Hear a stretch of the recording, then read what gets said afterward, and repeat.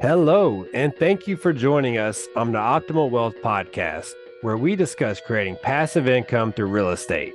Our mission is to help educate investors on how to grow wealth and invest passively. My name is Jared Alexander, and I am a passive investor, currently in 6 syndications as a limited partner. I am also the founder of Optimal Equity Group, which is a real estate investment firm that was created primarily to help educate the passive investor. We do that in a couple of different ways. One is we provide education to help give you the confidence to get into the passive investing space. And two, each episode we will interview amazing guests that explore the strategies, insights, and secrets used by successful investors. Whether you're a seasoned investor or just starting out on your real estate journey, this podcast is designed to help give you the confidence and knowledge you need to make informed and profitable decisions. Welcome to another episode of the Optimal Wealth Podcast. And today we're going to learn the secrets behind scaling a real estate portfolio while balancing a busy life. And today's guest has done just that.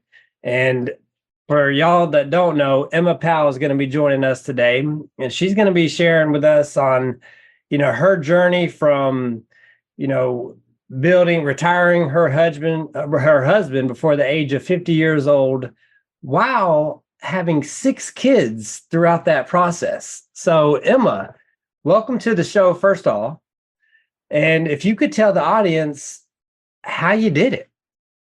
Yeah, I need you to say that like 3 or 4 more times, because as cool as that sounds, I have to remind myself, like, this is a massive accomplishment, because retiring early means you're giving up your steady, reliable paycheck and basically trading that out for some very lumpy, irregular income. And so I still have a lot of days that I wonder, like, did I do the right thing? Am I messing this up? And when I hear you say it like that, I just am reminded, like, this has been the dream for a long time, and upgrading the quality of my problems has been totally worth it. But I think it's just important when people are talking about building passive wealth and financial freedom. The goal is not this elusive goal of happiness, or this is going to fix all my problems. And I know when I say that out loud, people understand that logically, of course, it's not going to fix all your problems. But there's this little child reptile inside of each of us. It really believes if we could just get this goal, then that will solve all of our problems. And I'm here to tell you that it doesn't.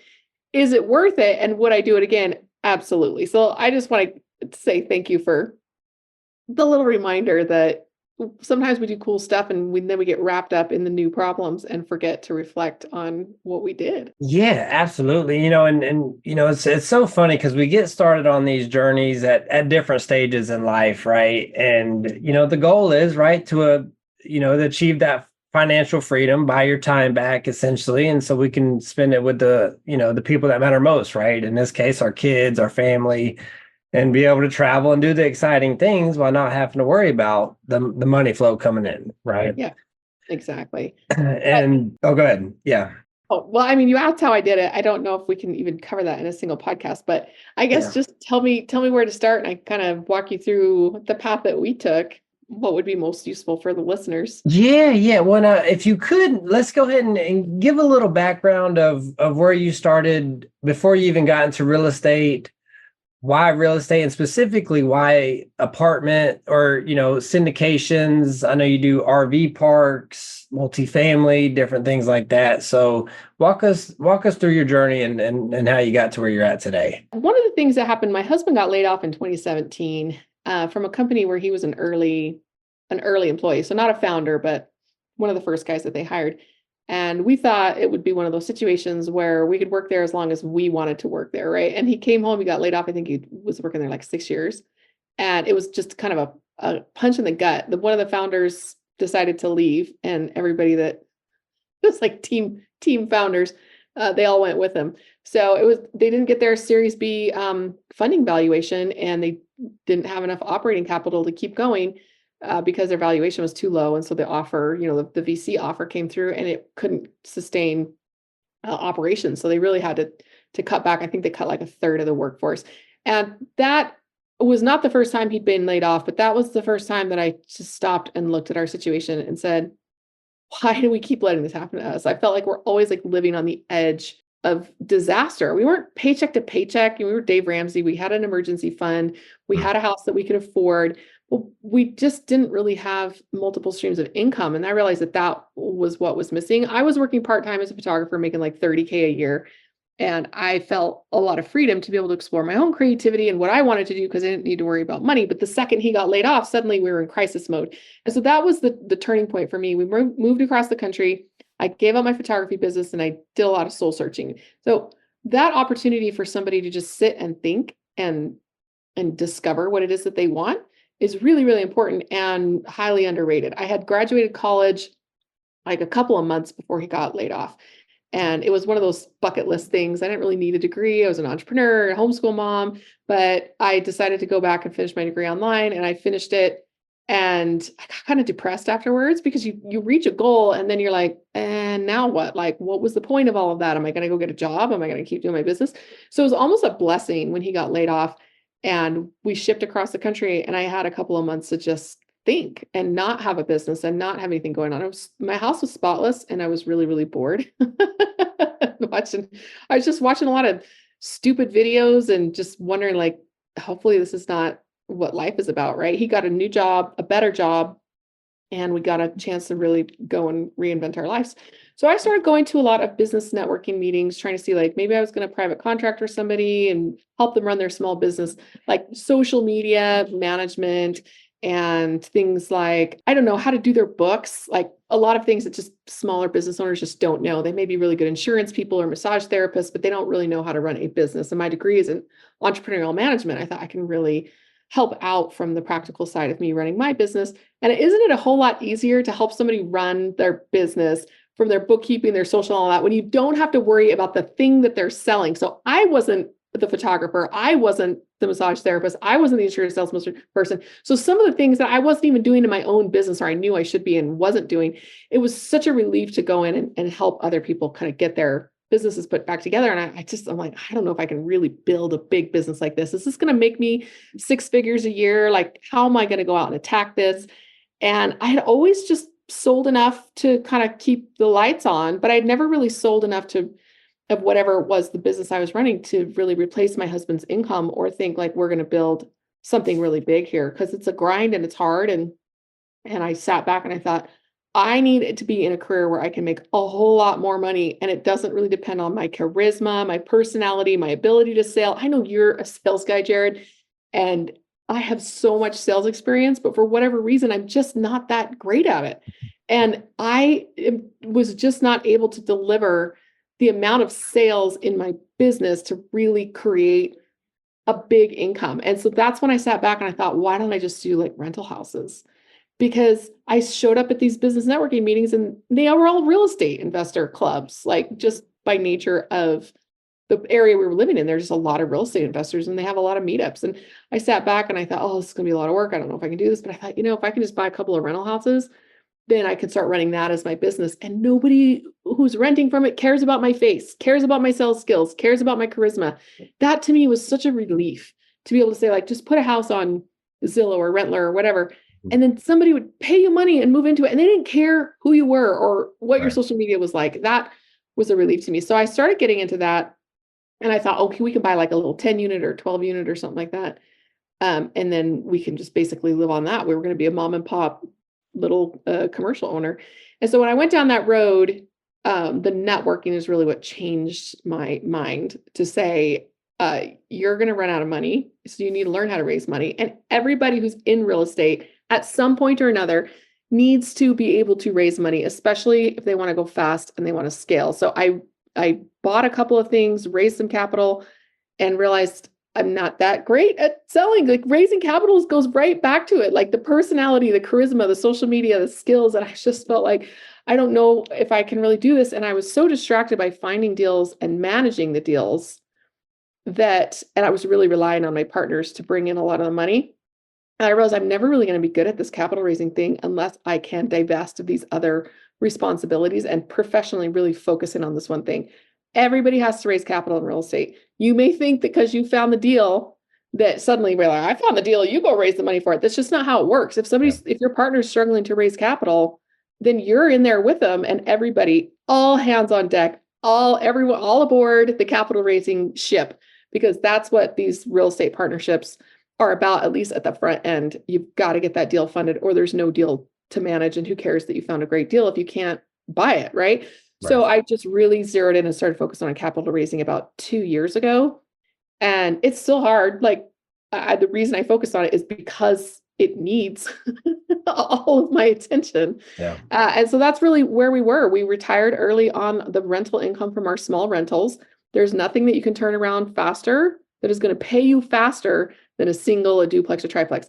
I hate running those and I hate owning those, but they do definitely cash flow faster and more reliably than just about anything else. We also do a lot of hard money lending, because that is very consistent and very low risk cash flow. And then we use our commercial properties as more of a nest egg strategy. So when you sell one of those, you make $250,000 or $500,000 5 years later, right? But it's really not enough to sustain you. So having a diversified approach and openness to being diversified without being distracted by shiny objects, and breaking the strategy down into money I need today, money I need in the midterm, and then money I need long term, helped me kind of zero in on what I wanted to do, how I wanted to spend my time professionally, actively earning income, which is capital raising, and what sources of passive income we need, because we know millionaires have multiple sources of income. Yeah. So you have to be able to get multiple sources of income without them competing for your time and your attention. So that's basically the philosophy behind what I did and the bare bones of how I did it. Yeah. Well, and thank you for sharing that. I mean, because now you're a seasoned real estate investor, right? I would go to say you've somewhat mastered the art of syndication, right? Raising capital, because you zeroed in on that, right? You made that your main priority. And as a result of that, your portfolio is growing.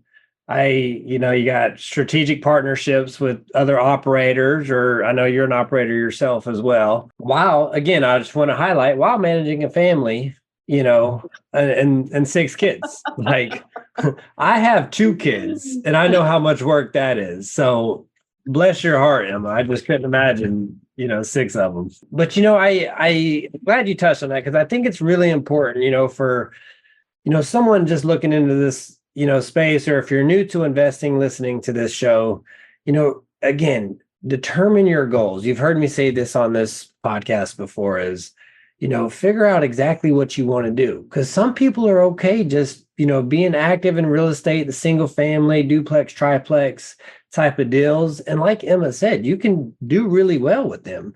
They're a lot more hands-on. They're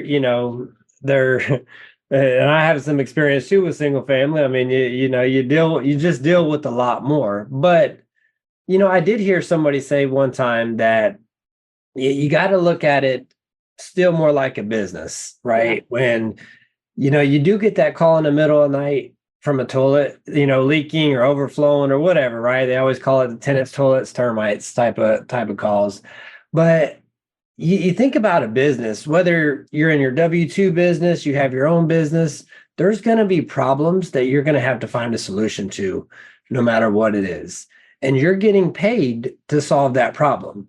And now in a rental property, you are still getting paid to go out and, you're getting paid rent. You're dealing with the headache, but you got to look at it from a business point of view instead of oh my gosh, this is such an inconvenience, which it's probably hard to do when you get that call in the middle of the night. But, anyways, you gotta, look at the bigger picture. So again, that's on the active side. And again, there's many other ways you scale to multifamily, start being a syndicator yourself, going out and buying these multifamily units, or really, I mean, there's tons of asset classes you can get involved in.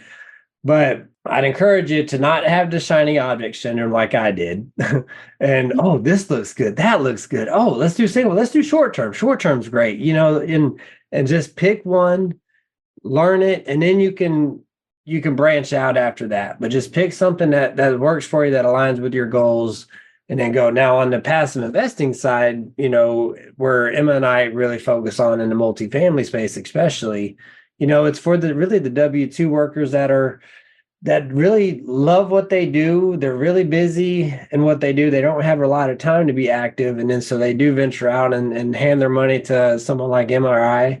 And, we get them returns based on the type of investment that we're doing. And there's obviously a lot of benefits to that too. So, again, determine your goals. I think that's the first starting point. And then Emma, after that, okay, so we determined our goals. We've niched down. You've kind of walked us through your journey of how y'all did that. You and your husband, went through that process. What next? What is, for a limited partner just getting started out in this space? What would you recommend the next step is, as far as, okay, hey, I do want to get a little bit more passive.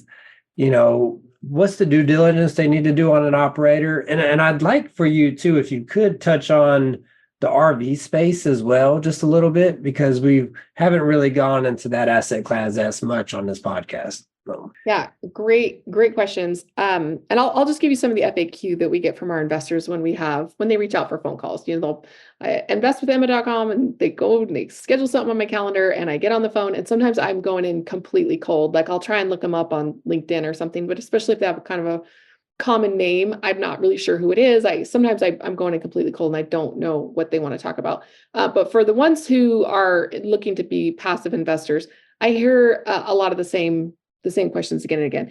So one big one is, why invest in a fund instead of just investing with a private individual, especially with what we do, which is mostly hard money loans. We do hard money loans for like fix and flip single family houses, because again, we have a short-term plan, keep the money moving in the short-term loans that last 3, 6, 12 months while you're waiting for a great equity deal, like a multifamily, an RV park, something like that, where you're sharing in the profits, potentially the losses, whereas a loan, you're just basically getting your interest rate. And the only way you're not going to get paid is if they default on the loan. It doesn't have anything to do with the performance of the house as a business. So for me, it was a diversification play. So that's one thing to ask yourself, how do I want to diversify? If you want multiple streams of income, you're thinking to yourself, okay, I want some in real estate, I want some in stocks, I want some in other types of private equity companies. And do I need cash flow, or am I looking for long-term growth? Because our plan, when my husband got his new job in early 2018, I remember myself telling many people that I was meeting in these networking events, that's like, I need a job because my husband is working and he's going to be working for a number of years. And we had about $500,000 set aside from a house that we had sold and from our retirement accounts that we amassed, and putting our emergency fund. Just if we put every dime we had in there, I think it was just under $500,000. And I knew that the rule of 72 meant that if I invested that at roughly 10% rate of return, it would take 7.2 years to double that. And I needed like $2 million to be retired, like compounding enough that we were making a good, strong six-figure, $120,000, $150,000 or $200,000, somewhere around there per year. And I knew that $500,000 to double 7.2 years at 10% was not going to cut it. And if I felt like I needed 1.5 or 1.7 or 2 million or somewhere around there, you just do the math. It's like, okay, this is going to take us another 10 to 15 years to quadruple this. And I need to do something very active. I'm not going to sit around being a stay-at-home mom with my kids are older, don't need me that as much, right? And I'm bored with a spotless house watching cat videos. It's like, so I needed something to do that was active. Most people going into real estate misunderstand how much work it is that this passive income, I don't care what the IRS calls it, unearned income is from rents, like absolutely not. This is a business. Like you said, if you don't have a business mindset, then getting that call in the middle of the night is annoying, instead of like, well, this is what you got to do to work for money. Can you imagine an emergency room physician getting called in the middle of the night when he's on call and being like, oh man, people call me in the middle of the night. That's his job. And that was part of going in medicine. And you just have to accept it. And so I knew I needed to do something active, because I wasn't going to sit around just passively doubling my money at a 10% rate of return for the next 7.2 to 15 years or however long it was going to take. And I knew that my husband was going to be working during that time. So I had to go out and find something to do. And for me, I thought, well, maybe I'll flip a couple houses.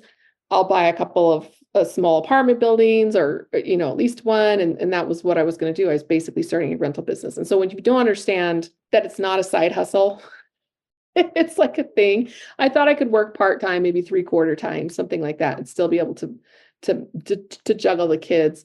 And getting it started is definitely more work, but then, there is maintenance, there is babysitting with these properties. That's basically the process that I went through, asking myself the questions: how much time do you want to spend? How much money do you need to be able to retire? So is it $2 million? And just roughly a 10% rate of return is perfectly reasonable. You can get that very easily in hard money loans. And if you do the equity deals, they're supposed to be getting 15, 18, 20%. Some of them will perform and some of them won't. And so I figured even back then in 2018, with the height of the market, I'm like, eventually something's going to crash. I'm going to lose money on something. If you're a dollar cost average kind of person, you just know that you're just going to keep buying, whether it's high, whether it's low, you're just going to keep buying and you're going to get burned. And so I figured, well, if I get burned eventually, if I buy something at the height, because you can't time the market. And I wasn't even going to try. I was just going to keep buying the best deals I could find. And then, 2023 happened and we got burned on a couple of properties, lost a little bit of money. I was like, okay, well, that took our 25% average down closer to, between 10 and 15. And so I was like, it's a good thing. That's what I plan on, was a roughly 10 to 12% rate of return. So asking yourself, how much money do I need at that 10 to 12% rate of return? And because people always chase the 20%. I have investors call me and they're like, I don't do anything that's less than 20% per year. Like, well, first of all, to get that kind of return, you typically need to do something a little bit riskier. Yep. And usually the deals at 20% are not cash flowing. So if they're nowhere near retirement, they don't care about cash flow, no big deal. You're just chasing yield, you just want growth, or you're way past retirement and you have a huge pile of money and you don't really need the cash flow because maybe you have other stuff that's cash flowing. So chasing yield is, you got to ask yourself, like, where am I? When you're just about to retire or you've just retired and you really are living on your passive income and you're living on the 4% rule or the 8% rule, 10% rule or whatever it is, meaning you can, if you make $200,000 from the sale of a property, you can only spend $20,000 of that. And the other 180 has to be reinvested. So how much money do you need to earn per year to live off of 10% of that portfolio or 4% of that portfolio before you can comfortably say, like, we're retired? I can't make 200 grand a year and then only spend 20 grand. That's just, that we'd have to live in a Vietnam in a jungle or something, right? Yeah. So asking yourself, like, how much money do you need per year? What percent rule are you going to live on? How much money does that take to then compound to that 10-ish, 12-ish% interest rate or the 10% rule? And then how can I get that? How can I get that? And then how can I diversify across that? So real estate has a ton of opportunity to diversify. So you're asking yourself, okay, do I want to do multifamily? Do I want to do RV parks? Do I want to do hard money loans? Yes, all of the above, right? And you're going to find a stable of syndicators, a stable of fund managers who are able to help you diversify. And that's, again, why we do a fund. One, to legally protect us. Raising money is a tricky business, and we want to make sure we're dotting all the I's and crossing all the T's. People can get in a lot of trouble if they raise money illegally. So for the fund is largely there to protect us as fundraisers, so that we can be very assertive and proactive about our fundraising without feeling like we're running afoul of lending laws, like we're running afoul of securities laws. Like, we need to make sure that we're doing it right. That's another thing. If your individual is bending the rules on how they're raising capital and not structuring their notes properly or not structuring their joint ventures properly, you just got to ask, like, what else are they bending the rules on? So I'm not a rule bender. If I'm going to play a game, I'm playing by the rules. If I don't like the rules, I'm not going to play. I'm not going to go in there and try and wheedle around and bend rules or any of that. It's too risky. It's not my personality. So for me, doing it 100% right is an integrity thing that demonstrates to my investors, like, this is important to me. So that's why a fund, instead of just investing with dude down the street, it's a little bit more oversight, a little bit more protection for the investor. And so that's one thing. So all of those things are what you're watching out for. And then we always talk about how the person that you're investing your money with is more important than the location. It's more important than the property itself. It is the most important thing, because if somebody really knows what they're doing, they're very experienced and they have a high amount of integrity, they are not going to lead you into bad deals through a scam or incompetence. They're going to lead you into good deals because they want to maintain a long-term relationship with you as a lender or as an investor. And they're going to have their experience drawing on being able to find the best deals, knowing what's a good deal, what's a bad deal, how to save a deal that's going bad. Yeah. And that type of experience is extremely important. So running your background checks, just tell them when you're saying, hey, I run background checks on everybody that I invest with. And it's going to cost you $60 or something like that, but you might need their birthday, you might need their address, you might need their social security number. It just depends on how common their name is, how much information you need. But if you let them know, like, I'll run a background check, I'm not sure, I may need some information from you in order to do that. What's their reaction? How are they reacting to the fact that you want to run a background check on them? And that is your first indication if they're open to that. And don't step over don't step over spending $60 when you're going to invest 50,000 or 100,000 or 200,000. We have some investors who put more than $1 million in our fund. And we're like, you should run a $60 background check. This is $2 million that we're talking about, or $1 million that we're talking about. So just be prepared to do your background check and your due diligence. The SEC, Securities and Exchange Commission, has a free database where you can type somebody's name in and see everybody that has some sort of securities fraud that they have been either convicted of or have some sort of fundraising injunction where they can no longer raise money. So those types of things are super easy to do and need to be done. Type my name or my partner's name or whatever into Google and say Emma Powell scam, Emma Powell court cases, lawsuits, things like that, and just see what comes up. Because you're going to find my website and my social media where I make everything look amazing if you just type in my name, right? But if you're looking specifically for lawsuits and things like that, just do a little bit of background check, spend a little bit of time. How many hours did it take you to earn that money? How many hours are you going to spend to protect that money? I'm not advocating that people be very nervous and distrustful going into a deal. These are just basic things that you got to check off.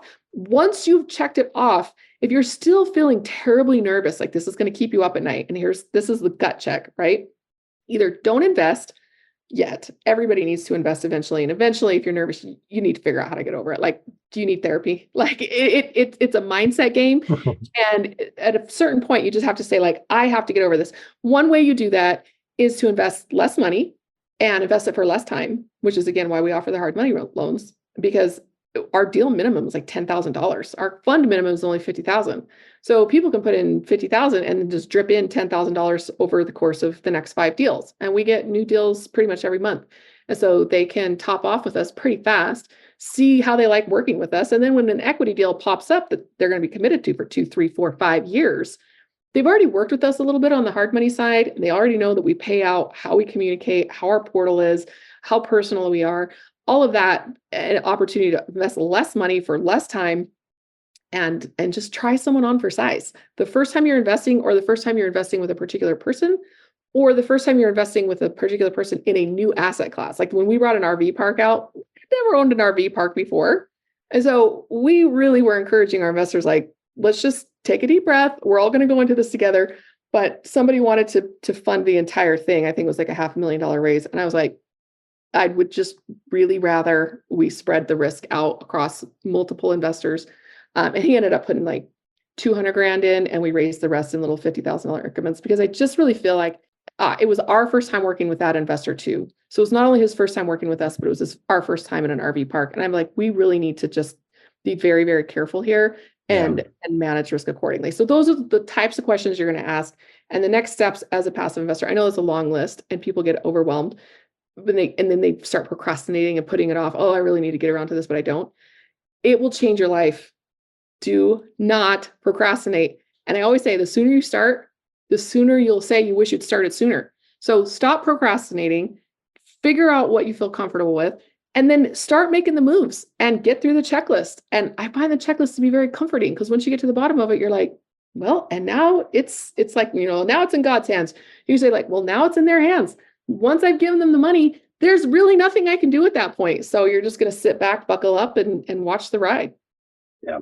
Because people need to know that, right? People need to know, like, again, I work hard for my money, and I don't want to just hand it over and hope it goes well, right? Because I'm lazy about doing my due diligence. Yeah. So do your due diligence on the front end, right? And that's the work, that's involved in being a limited partner or a passive investor, right? As far as in these deals, is doing all the due diligence up front.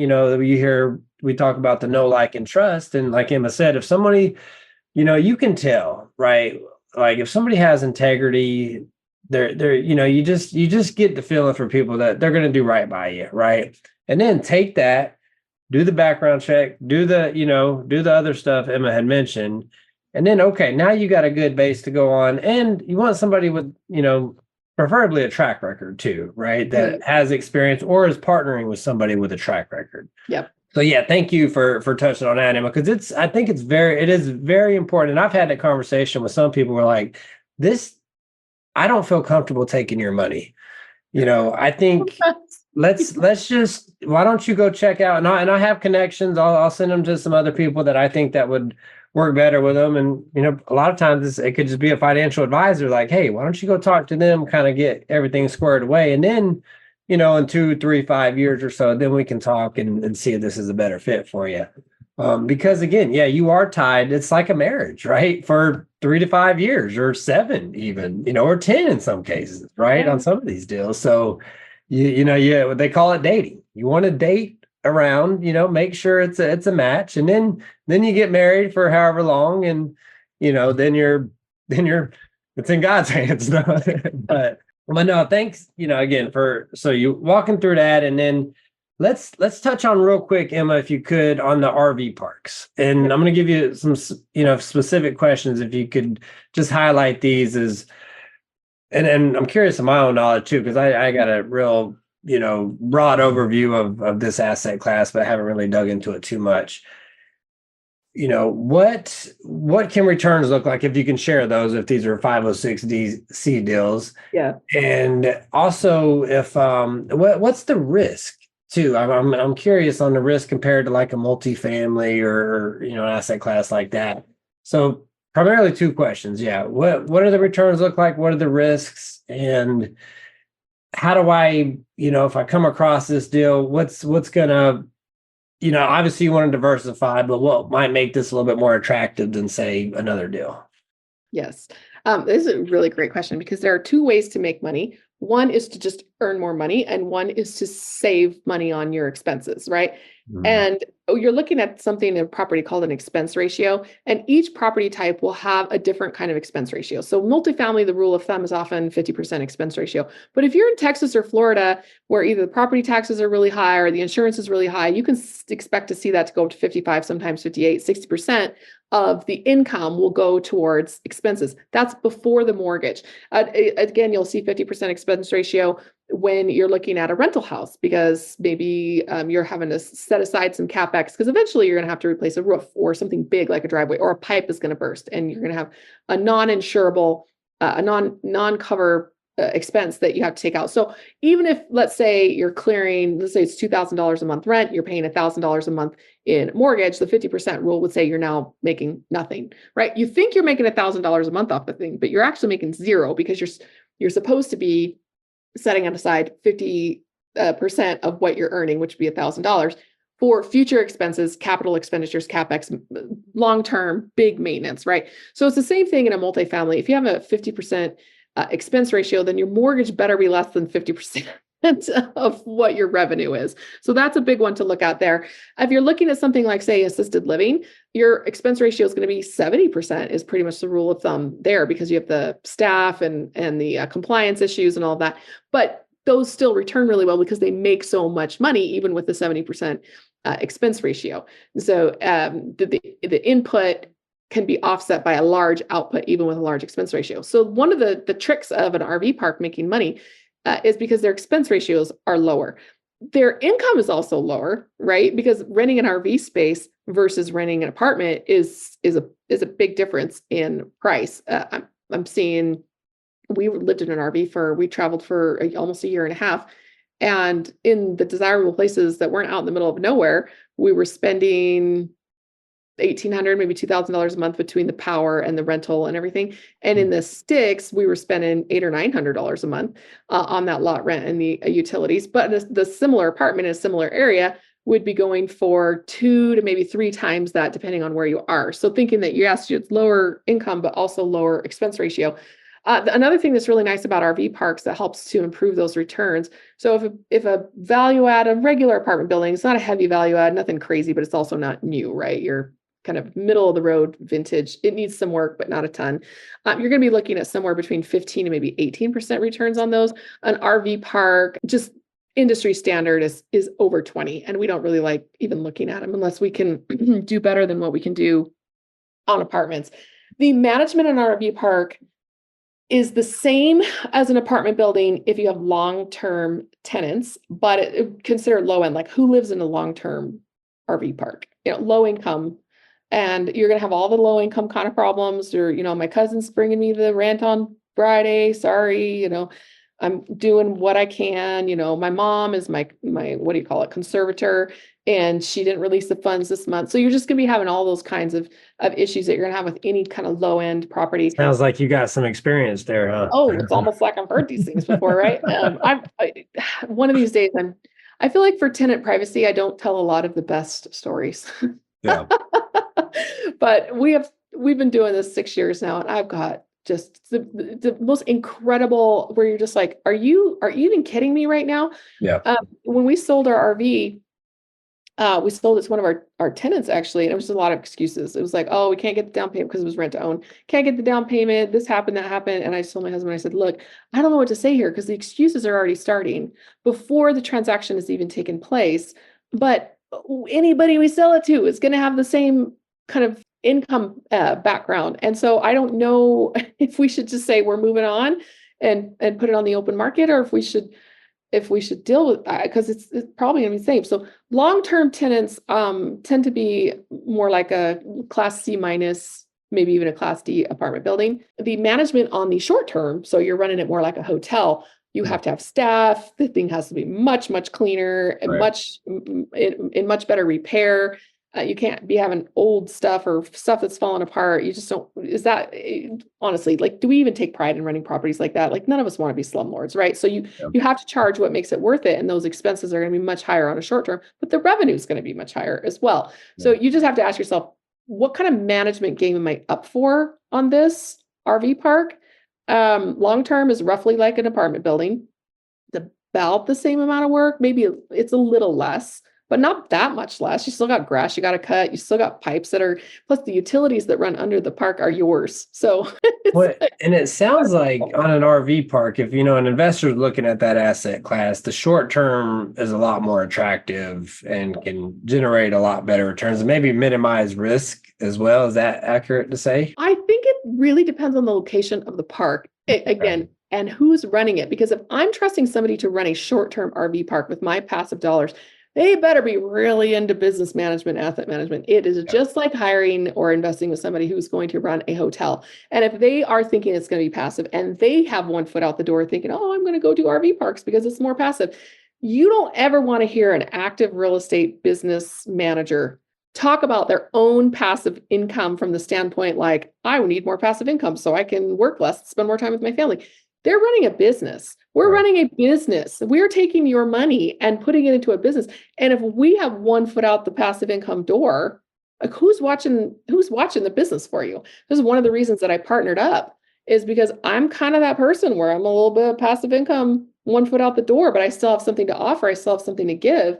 But I knew that I was not going to be able to full-time kill it running a business because my husband left his corporate job and now we're kind of in semi-retirement phase. So I partnered up with some people who are either younger or hungrier and really want to go run the business. And I'm almost like in a more of I'm not going to in an advisory role, but I'm definitely not, it's my business. I'm not even the CEO, right? I did not want to take on that kind of responsibility. So just really watch out, like, what are they talking about with passive income? Are they going to run that business? If it's a short-term RV park, are they going to be very, very hands-on and there and staffing it and making sure guests, the check-in and check-out process, it's high touch. So just make sure that the person that you're investing with is on board for a very high touch business for the entire duration of that investment. One more other thing I want to talk about is when we're talking about equity investments versus, say, hard money loans, I really rely heavily on hard money loans for my short-term cash flow needs. But I will get enough equity in order to get the depreciation that I need to be able to offset my taxes. We're also real estate professionals, which is not something that most of the listeners are going to be able to pull off. But that has a different kind of tax, not tax bracket. Well, it has a different tax designation. So we don't have to pay as much taxes as people who are not real estate professionals. So we just get barely enough equity to be able to not have to pay taxes. But with an RV park, the depreciation on the underground utilities that we own is actually amortized over something like 15 years, whereas everything above ground is 27 and a half years. Right. And so your depreciation will be accelerated on an RV park because most of the stuff is underground utilities type of thing. So we're on a accelerated depreciation schedule. So that can really help out a lot for equity investors who are investing primarily to get some sort of a depreciation for their tax abatement. That may or may not apply to you because everybody's tax situation is different. But for us, depreciation is very important. And we want as little equity as possible to get the depreciation that we need. Just because I feel like when you round it all out and you average it all out, our hard money performs the same. Because if you lose money on one deal, you're back to that 10 to 12% as a portfolio average. So I don't like to hold a ton of equity. I really am very purposeful and intentional about what we purchase and why. Cash flow, tax abatement, or yield. So the taxes on an RV park from that depreciation can be pretty attractive. Yeah. Well, and very good points too. I was actually just sitting down with my CPA last week, and just another warning about getting into this space is, I was sitting down. It's August 27th, and I'm filing my 2023 taxes, last week. So just know you're going to have to get an extension. It's okay. Right. The first time you do it, you're like, oh my gosh, but it's going to be okay. And anyway, this is the part of being in this space. But we were talking about the stack method, right? And I've interviewed Jim Pfeiffer from Left Field Investors, and he calls it the golden hamster wheel, or the lazy turn 1031 to, is what it's. That's what we do. Yeah. And, but it's just, getting into different, asset classes, whether it's equity, but, as far as like me and the syndications, I'm pretty heavy into multifamily. And so, my goal is to just have, just keep stacking them. And so when one goes full cycle, which means when one sells, because all this depreciation Emma was talking about carry forward until that deal sells. Now you can take it against your cash flow, right? The passive income throughout that hold period.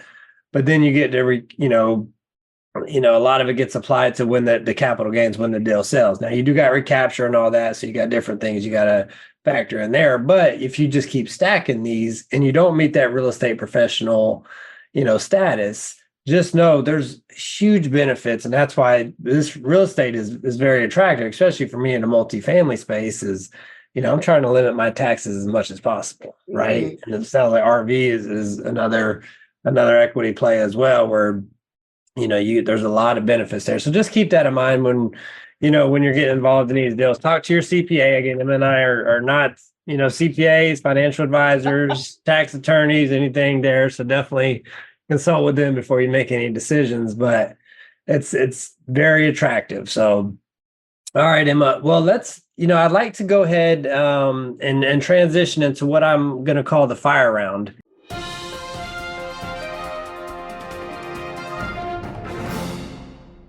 All right. And honestly, I'm ready. I'm always on fire.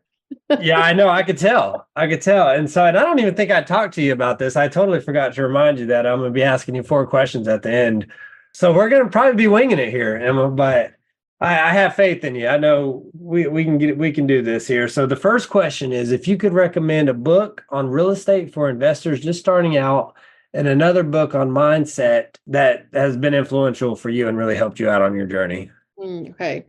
I think that the books that people are going to be reading are very personal, because whatever it is that you're struggling with most is going to be like, shocker, earth shattering, like, wow, why didn't I know this stuff younger, right? And somebody else will read that same book and they'll be like, and like, maybe they're really good at that thing already, or it comes naturally to them, and they just don't really understand the brilliance behind why is everybody talking about this book.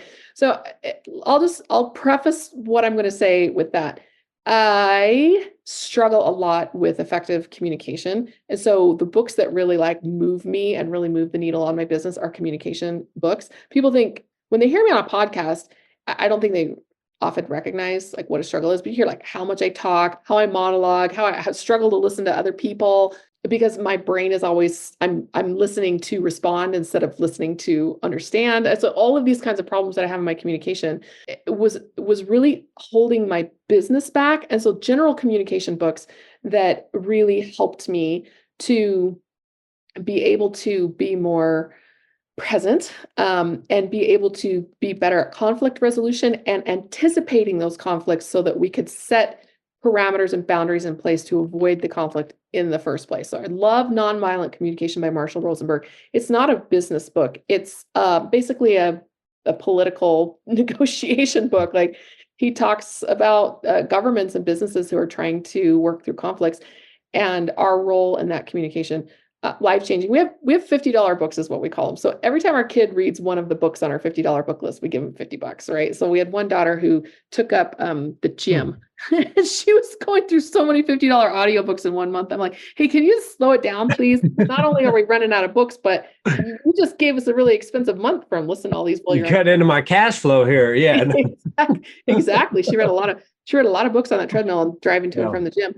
So nonviolent communication and crucial conversations and multipliers are my top communication books that I've ever read. And those are the kind of books that you get out of practice and you get back to your natural self, and you have to go back and reread them every so often to keep yourself kind of together. I don't have any real estate investing specific books that I really, really love, because I feel like the strategies they change. Right? What are you going to do in a high interest rate versus a low interest rate market? Like, what are you going to do when you have a lot of money? You're going to read a book on how to manage the deal. Are you going to want to manage the deal? Are you going to read a book on how to be a passive investor? If you don't have any money, you have to read a book on how to raise money. And so it's there's so many ways to make money in real estate that you just find one that is specializing in what you want to specialize in. And just do that thing really hard for 6 to 12 months. You want to be a limited partner? Spend 6 to 12 months like really diving in and learning about it. You want to be a flipper? There are books on that. So just go find a book or series of books that are on that topic and spend 6 to 12 months really doing that thing hard. I can't even recommend like where to even start, because there's just so many ways to make money in real estate. I haven't read all those books. And my favorite ones that I have read may not apply to somebody else. So right. I think the book on landlording is one of my favorites. It's just the ins and outs on how to run a landlording business. But it doesn't even really apply that well. This sort of applies to multifamily. A lot of the real estate books that I read, like, I'm left with, so podcasts and networking are really better, honestly, than real estate books. No, I agree. And when there's just a ton of resources out there. So find out what works best for you. Like me, I do a lot of driving. So Audible and podcasts, tend to work good for me. I just pop in one on the radio and listen to it. And it changes day by day. So again, yeah, check out what works for you. But I really liked how you talked about the communication, because that is something I think a lot of us take for granted, and they see us on podcasts. And I know I had this struggle too. Like I'm thinking about what I'm going to say, and how I'm thinking about it in my head doesn't always come out the way I want it to. And, yep. And I don't realize it until I go back and listen to an episode. I'm like, what were you just talking about, Jared? Like, you were trying to, and so how you phrase things, like, I'm even thinking about going to Toastmasters and just trying to, right, just work on how I present myself. And there's, I think, like you said, Emma, even when you do read these books and start to get better at it, there's always room for growth, whatever stage of life you're at. Even the guys that are really good at this, I mean, you hear them talking, and I listen to some of them on the podcast, and they're steadily working on themselves and how they, present themselves, whether it's on stage, podcasts, or just on a one-on-one conversation. Sometimes I even find one-on-one conversations when I'm right in front of people I struggle with, right? Like, sometimes I can do better talking to a group than I can a person one-on-one. It's weird, and I kind of go back and forth. But anyways, yeah, I'm actually going to check out some of those books, because it's funny. You said I was literally just talking with a guy yesterday about Toastmasters. So yeah. All right. Toastmasters helped me a lot in my own podcast, because before I ever started a podcast, I was doing a free class, and then I was editing the videos and putting them on YouTube. And this was before AI editing or anything came out. It was probably 4 or 5 years ago. And I turned to my husband and I said, how many times do I say in a passage in real life? Like, do I do this in real life? And he said, yeah, kind of. Yeah. No, I could never pause for dramatic effect. I could never pause, because somebody might interrupt me if I paused, right? Yeah.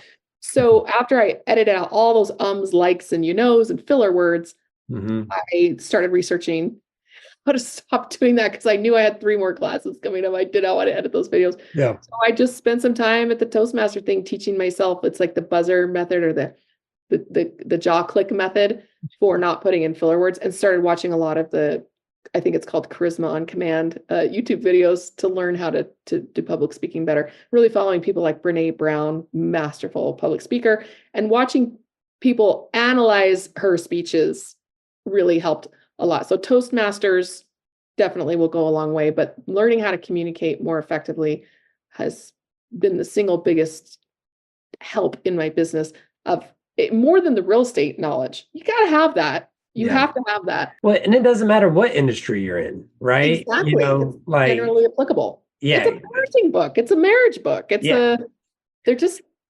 absolutely communication in the marriage. That's a big one. And my wife and I we've struggled with that, right? As I'm sure a lot of couples have, is like, I mean it a certain way, but how I communicate it is totally different. Right. And so just working on, those, I mean, it applies to all areas of life. So I'm definitely going to check that out, Emma. So thank you for recommending that. So I just said, see there, you know what I mean? Now I'm a lot more aware of it. Now I know exactly how much I say it, because now that we have an AI editor, we can actually type in these word searches in the transcript for my podcast, and we can count up how many times I said like, or or whatever the filler word is. And I don't keep track. It's not a KPI or anything, but my husband will occasionally stop and comment and say, I can tell that you've been working on it, because we can actually see measurable progress from filler words. Well, that's cool. Yeah. It's amazing that, the technology we have. Last thing I'm going to share on this, I was doing a PowerPoint presentation, and there's this little feature they have on there where you can, it coaches you through the PowerPoint presentation. Ooh. And I hit it, but it tells you, it's like at the bottom, it has notes on there. Stop saying, stop saying, ah. And I was like, what do I do? Right? Like, oh my God, it totally threw me off. But I just gotta and that was like 3 minutes of talking too. It wasn't even much. And you don't even realize it until you're aware of it. So, all right, next question. Can you share a specific goal or dream that holds special significance to you? I always wanted to retire early. I always wanted to retire before 50. We've done it. We are technically financially free. I think we're in what they call lean fire, maybe coast fire right now. We have a long way to go to build true generational legacy wealth. So that's our next goal. Not because I really want to hand down a lot of money to my children. First of all, there are 6 of them, but I don't feel like giving them money would be a blessing to them. It's like winning the lottery when you don't have basic financial education. So I really want to make sure that my kids are prepared to inherit, whether it's the business, the properties, or the money, whatever we decide to do. So a family bank where everybody has their insurance policies, and these concepts are being handed down in a family office is a huge goal of ours. So I never really thought it would be a goal before we got to this point, because it always seemed like this is such a big dream to be able to retire before 50, especially if we have so many kids, they're so expensive. Like, are we ever going to be able to do this? And so we almost said, well, that other stuff is not important to me, because this is what's important. And I'm not even going to be able to dream that far ahead. But now that we've hit this goal, we are starting to think about those things, and it is becoming more important to us. People are often surprised to hear that I don't really care about legacy wealth with so many children. You'd think that would be my biggest driving factor. I really just want to better prepare them by structuring a family office that will be a blessing to them rather than the inherited curse that we hear that a lot of people struggle with. So that's a huge goal of mine. I thought I wanted to live abroad again. And we're still going to do it. We're going to go spend a year in Spain for the solar eclipses that are coming in August 26th and August 27th. Like, I got on my calendar. But my kids don't want to go. They're really not that interested. And so that's more my dream. I wanted to do it for my children because it was such a huge benefit and impact in my early life. I lived abroad when I was 19. And I just don't know if that's a goal anymore, because if it's for them and they're not interested, am I going to make them do it? Or am I going to you'll thank me later? I really don't know. So the goal right now is really on the family office, and on the other side is to follow the kids' lead with the ways that they want to learn and grow, because now we can. Like, they chose to stop traveling and move back into our house in Salt Lake City.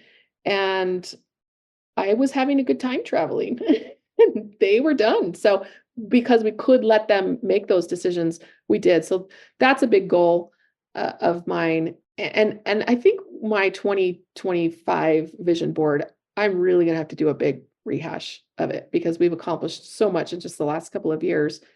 I'm a little adrift right now on the goals department. We're not close enough to really think about actually doing a family office. So I don't really know what comes next. I guess just to find some new direction and get excited about something again. I'm really excited about helping other people do the same thing that we've done. But at a certain point, you need to look forward and say, what really lights me up? Right now, my business does, but I don't think that's enough for most people. Yeah. Yeah. Well, thanks for sharing that and getting vulnerable there, because I think that's why we got to do goals, and why we got to look at this stuff and be able and be open to the goals changing too. I think it's important to ask the question of, when we get into this space, and I think it's pretty common. What's your why? And for the why are you doing what you're doing? What's your driving motivator, right? That's that why. And for me, it is, I want to create more time freedom to spend with my family. And it's, I grew up without a, father in my life, and it's really important to me to be the father that I never had to my kids, right? And just be present in all the special moments, the ball, the T-ball, I'm coaching T-ball. I took them to the fire station, got to explore that. That was awesome, by the way. They're still talking about that.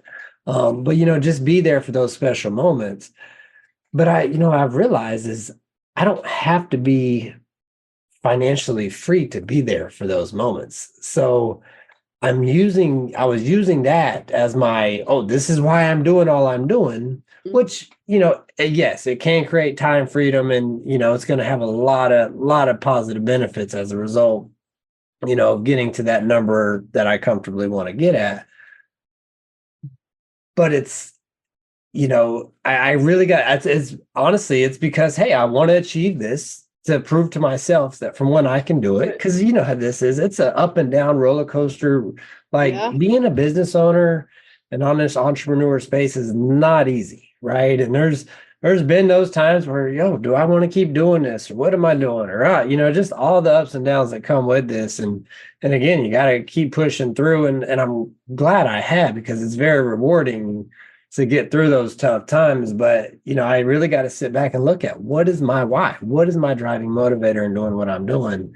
And I'm not sure I have a clear answer to that. I have a lot of ideas, but anyways, I thank you for sharing that, because I think it's important to look at, and, like your goal of wanting to be abroad, right? It's not necessarily the family's goal. So it's like, okay, do I still want to do that, or do we not? It's good questions to ask, right? Well, have you ever heard of the 7 layers of why exercise, where you ask yourself why you want something, and then somebody says, why do you want that? And then the next, why do you want that? And by the end of it, everybody's crying. I'm just due for another round of that, because when you have accomplished the goals, like my reason why, my powerful driving reason why, we've accomplished. And so now I have to go a little deeper, because one thing that really lights me up and makes me passionate is all the capital raisers that raised money from me. When I very first started out, they're hoping I had some money. They wanted me to be their limited partner. And they spent a ton of time with me, educating me, giving me resources, giving me direction. And there's so much appreciation in welling up in me for those capital raisers who spent so much time with me, whether or not I invested with them. Some I did, some I didn't. But just the life-changing impact that has had. And I really get excited about being that person for another group of people. So that pay it forward, like they changed my life. It's been an incredible journey. Now I want to go and change the lives of my investors, right? Yeah. Is that really at the root of what I'm doing? Is that the only reason, or does that reason why I go deeper? That's what I'm trying to answer right now, because it's very important to me, but it's not lighting me up in quite the same way. And so I'm going to have to go deeper in, because I know that that's at the surface of it, but I'm going to really have to get down to the root of it, and just going through that exercise again would be really helpful. Yeah, no, thank you for mentioning that. I think I'm going to do that as well, and yeah, because that's another passion is I want to educate others on just on how to get on this road with us, right? It's like, hey, you can have this, and this. All you got, this is what I did, right? Come on, and so, but yeah, it's good to look at because sometimes we tell ourselves one thing and that may not be the core of it, right? Yeah. Yeah. I'm going to share this and we're going to get back on track. But I remember whenever I got out here to Arizona and, I came out here, I mean, I was a single guy. I didn't know what I was doing. Grandpa lived out here. This was 10 years ago. And I was like, all I want is a wife, 2 kids, 2 dogs, 2 vehicles in the driveway, right? Like I just wanted that all American dream. Yeah. And honestly, Emma, I got that. Yep. And then I got, all right, well now what? Right? Yeah. Like, yeah, a good paying job. Like, I had all this stuff. I mean, I could just go out for the next 30 years and we would live a comfortable life. Yep. But for me, I wasn't I wasn't satisfied with that. It was like, all right, now I want more, right? Yeah. Type of deal. And you always want more. I did, yeah. More. Yeah. Yet getting more requires more effort and sacrifice. And so some days when you're out there not satisfied getting more, like I really just need a day to just like watch TV, right? Yeah. But you don't want to do that every day. And now a couple of hours of that gets boring. And so the balance between the time off and the slower lifestyle and the going out and achieving more, that's what I'm really struggling with right now. Well, so this is going to be a great question, a good segue into our next question here with that is, so how do you structure your day to maintain a worthy working health work-life balance and to get more? And do you have a morning routine that you can share? Okay. I'm not going to be one of those people who's going to tell you the miracle morning. I get up at 5 a.m. I wake up naturally every day. And I usually do the miracle morning thing where I say, I'm woken up, so I've therefore had enough sleep. But if I fall back to sleep, I say, I must not have had enough sleep. So I'm very forgiving of and every day when we're exercising, it's different because Monday's schedule looks like this and Tuesday's schedule look like this. So we're struggling a little bit like, where do we work out in the morning and the afternoon is different on Tuesdays than it is on Thursdays. Yeah. So that means that we're not very highly structured, but I'll share it for your video once. This is how I survive right here. This is my morning routine. I have alarms on my phone for every 30 minutes. So if it starts at 5:45, 6:30, 7, 8, 8:30, 9, 9:30, 10, all the way to the evening, which is 5:30, 6, 6:30, 7, and 8. And because I have meetings that I need to attend, I have a lot of phone calls I need to be on. So every morning or every night, I usually do it evening and morning routine. I open up my calendar, I go through everything that's on there. If I remember something that is not on the calendar for some reason, I add it, just my little Google Calendar right there. Mm-hmm. And then I open up my little timer app right there. And I just set all the alarms. Like for tomorrow, I just get on the calendar and be, okay, I got a call at 1 o'clock, a meeting at 2 o'clock, a podcast recording at 3:30. And then I got to go pick up my kid by 5:30, things like that. So I just set all those alarms. And then as they're going off during the day, and I don't name them because some of them, they're different every day, right? But something goes off at 5:30. I'm like, oh, what am I supposed to be doing? And I'll just look at my calendar real quick. But I never miss calls anymore. I used to be like, oh, sorry. And I'm making all these excuses like, was it me just forgetting? Is this a time zone thing? Like, so I never miss anything anymore. That's the biggest productivity hack. And I've been doing that, I don't know, a year or two, probably. Again, life-changing productivity hack right there. I never have to worry about being late because if I need to leave half an hour before, I set a timer when I need to start getting ready, a timer when I need to leave, and then another timer when I need to be doing the thing. So that's my morning routine, is just to make sure that my calendar and my alarms are synced up. And then other than that, every day of the week looks a little bit different because my kids are homeschooled. We don't work. So every day is different. There is structure, but it's not like I'm one of those people that my alibi, it'd be tough to find an alibi if I committed a crime because I don't have a routine. Yeah.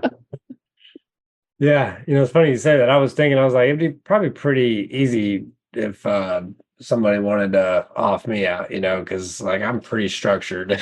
Yeah, exactly. People be like, okay, we have a hit Yeah, out you watch there. these Let's go movies, they're fire. like, yeah, paying attention. I'm like, yeah, I'm pretty, yeah, you know where I'm gonna be at, Yeah, essentially. it's Some very, weeks very are different, but it's yeah, pretty consistent. yeah. Yeah. Um, I think we have more consistency across days of the week. So most of our Mondays look like this, most of our Tuesdays look like that. yeah. So if you want to have a hit out on me and somebody take me out, go by what day of the week is it? Right. Yeah. Certain day, yeah, you'll find those correlations where they're repetitive. All Yeah. right, last question. If you could be remembered for one thing, what would that be? It's a deep one. Honestly, I just don't care. I've lost both my parents. And I remember at my mom's funeral, well, before she died, she was panicking about dying, and she said there's still things to do. And she was a collector. She used to make things. She was very, very creative and created pattern books of knitting. And she was a quilter and she wrote poetry. And her funeral was basically like this display room of all of her stuff. It was like a fair almost with all of her crafts and things that she had out there. Before she died, she was like, "Well, what I feel like I still have to put things together." And I said, "Mom, people like collecting stuff. Like if we break up your collection, then somebody else later can come and put the collection back together." I was like, "Nobody cares about that stuff." And after the funeral, we were packing everything up. And people were like, "Do you want this quilt? Do you want this book? Do you want this figurine? Do you want this doll?" And most people were like, "Not really." I mean, not that we didn't appreciate it, not that we didn't love it. We all took like a cherished sentimental memento. And the rest of it, we just didn't know what to do with. And a lot of it got sold at an estate sale. And then after my dad died, he spent a lot of time in his later years collecting his life stories. My dad's a fantastic storyteller. He's very funny and he is very good at the pacing. His stories are so good. And he was writing them all down. And I realized, like, I don't even know where the document is. It's on Google Drive somewhere shared with me. Like, have I ever read it? No. And I don't even go back and read my own journals. So I realized when people say, what are people going to remember you for in 100 years? I think there are stories about even my own grandparents that I don't know. And family history is very important to me. I can trace my genealogy back to Middle Ages, right? Like this is, Mhm. I love the stories and the obituaries, and I've spent a lot of time doing that. At the same time, like I live life for myself. And it has nothing to do with what people are going to remember about me after I die. I can't control that. So that's probably why I don't care about it that much. Mhm. Yeah, fair enough. Yeah, I respect that. So we'll just, we just do the best we can while we're here, and that's all we got, right? Yep. So Yep. Oh, good awesome. question though. Got me thinking. Yeah, getting deep. I'm sorry, I should have mentioned that to you before because Emma's totally winging it right now. Well, great podcast, Emma. I mean, I would definitely encourage the audience to go connect with her, check her out, learn more about what she and her husband are up to. And Emma, if you could tell the audience how they can connect with you. I have a podcast, Jared, you actually just interviewed on. I think your episode just dropped like a week or two ago. Yeah. Passive Income Adventures. You can find it on iTunes, Spotify, YouTube. We put it on all the places. My husband's an IT guy, so he puts it everywhere. So Passive Income Adventures, and it's just stories of people somewhere along the passive income journey, whether they're an active real estate investor, W-2 person just starting out, or they're sitting around going like, I have so much money, I'm not exactly sure what I want to do with my time, Yeah. right? It's the stories run the gamut. And it really helps people. I like people to walk away with actionable items that they can do, like technical stuff, nuts and bolts, but also the inspiration and the stories to feel like, yeah, if this person can do it, so can I. So that podcast is a great way to stalk me a little bit and see if you want to schedule a call, which you can do easily at investwithemma.com. So if you want to have a conversation, free call. Like I said, it's an open book, and it's probably, other than recording podcasts, probably having the phone calls with people show up on my calendar every morning when I'm like, oh, look, I set the alarm because somebody has a phone call with me today. This is probably my favorite thing to do in my business. So would love you to reach out, and I would love to hear from you. That's cool. And I know Emma's also very active on LinkedIn, which you mentioned. So I see her a lot on there as well. Great posts and great content, by the way. Thank you. It's a lot of work. I bet. I know, actually. Right though, so it's I'm getting more, diving in more on LinkedIn, trying to get more daily posts like you are, and yeah, it's a time commitment. So, but Emma, thanks again for coming on the show. It's been a pleasure. I really enjoyed our conversation, and we got a little deep too. So always enjoy the vulnerability. as well, because that's the raw and real. We're all just humans trying to grow, better ourselves, and just talk about how we, you know, achieve certain things. And again, like you said, help others along the way. So thanks again for sharing that with us today. Thank you. And this is the best, in my opinion, the best podcasting format, because the fast and furious 25-minute one where they just pepper you with questions and you feel like you just got off of riding a bicycle downhill afterwards, you just don't ever get to that more vulnerable part of a personality. And so I really do love the conversational tone of your podcast. So I appreciate you having me on, and let me just share, because that's how we get stuff done in this business. Well, thank you, Emma, and appreciate the feedback. And I'm sure we'll probably have you again on in the next, we'll say 30, 50 episodes, because we're keeping it going here. Glad to. All right. Likewise. Thank you. Thank you. Thank you for listening to the Optimal Wealth Podcast. If you enjoyed this episode, please be sure to rate, review, subscribe, and pay it forward by sharing with a friend. Most importantly, be sure to optimize your results and take massive action on what you have learned here today. For more, visit optimalequitygroup.com.